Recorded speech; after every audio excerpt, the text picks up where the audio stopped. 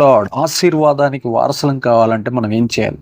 పేతురు రాసిన మొదటి పత్రిక 3:9 ఇక్కడ తెలియజేస్తుంది, ఆశీర్వాదమునకు వారసులగుటకు మీరు పిలువబడితిరి గనుక కీడుకు ప్రతి కీడైనను దూషణకు ప్రతి దూషణైనను చేయక దీవించుడి. మనకి అనేక మంది ఈ లోకంలో కీడు చేస్తూ ఉంటారు, మనల్ని దూషిస్తూ ఉంటారు.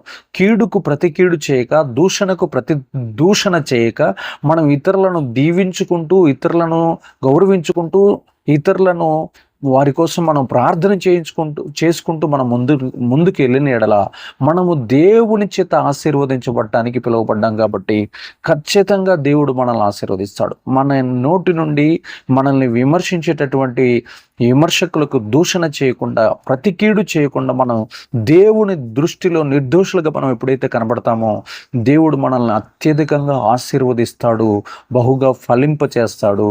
ఆమేన్.